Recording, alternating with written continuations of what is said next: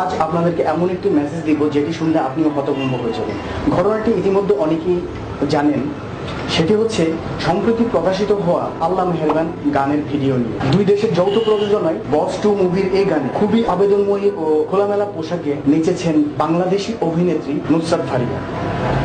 তিনি জন্মগত সূত্রে একজন মুসলিম। এই গানটি দেখার পর ওনার ধর্ম নিয়ে প্রশ্ন জাগে, তিনি আসলে কি মুসলিম? কারণ কোনো মুসলিম কখনোই পারবে না আল্লাহ মেহেরবান শিরোনাম দিয়ে নগ্ন হয়ে নাচতে। গানটির কথাগুলো এরকম: খোদার দরবারে চাইলে সব পাবে, সে যে পাশে আছে তোর, আল্লাহ মেহেরবান আল্লাহ মেহেরবান। অন্যদিকে এই গানটিতে জিতকে পরানো হয়েছে শালীন পোশাক। এসবের মানে কি? চলুন গানটির কিছু অংশ দেখে আসে, তাহলে আপনারাই বুঝবেন আসলে কি চলছে এসব।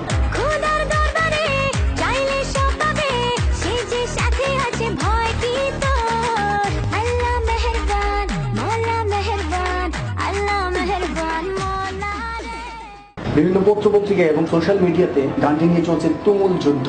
কেউ কেউ বলছে গানটি ডিলিট করে দেওয়ার জন্য, ইউটিউব থেকে নামিয়ে দেওয়ার জন্য। কেউ কেউ বলছে সেন্সর বোর্ড থেকে মুভিটাকে আটকিয়ে দেওয়ার জন্য। আমরা বলবো বিধর্মীদের এসব ভণ্ডামি বন্ধ করার জন্য।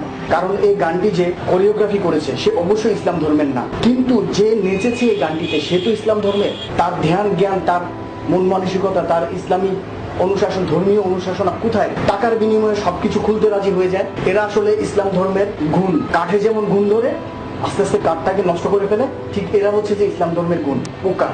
ইসলাম ধর্মটাকে নষ্ট করার জন্য এরাই দায়ী, বিধর্মীরা দায়ী না। তারা করতেই পারে, তারা যা খুশি তা করতে পারে, কিন্তু আমরা আমাদেরকে তো সচেতন থাকতে হবে। ভিউয়ার্স, একসময় এদেরকে বলা হতো নর্তকী। টাকার বিনিময়ে যারা নাচে, টাকার বিনিময়ে যারা মডেলিং করে, এদেরকে বলা হতো নর্তকী। আর এখন বলা হয় মডেল, অভিনেত্রী, শিল্পী, আর্টিস্ট, কত কিছু। এইসব বেহায়া বেশ্যা নারীদেরকে দেশ থেকে উচ্ছেদ করা দরকার। আমার দাবি হচ্ছে যে নুসরাত ফারিয়াকে বাংলাদেশে ঢুকতে না দেওয়ার জন্য, তসলিমা নাসরিনের মতো। ভিউয়ার্স, আমি ভিডিওটিতে লাইক দিতে বলবো না, কাউকে না কাউকে আওয়াজ তুলতে হবে।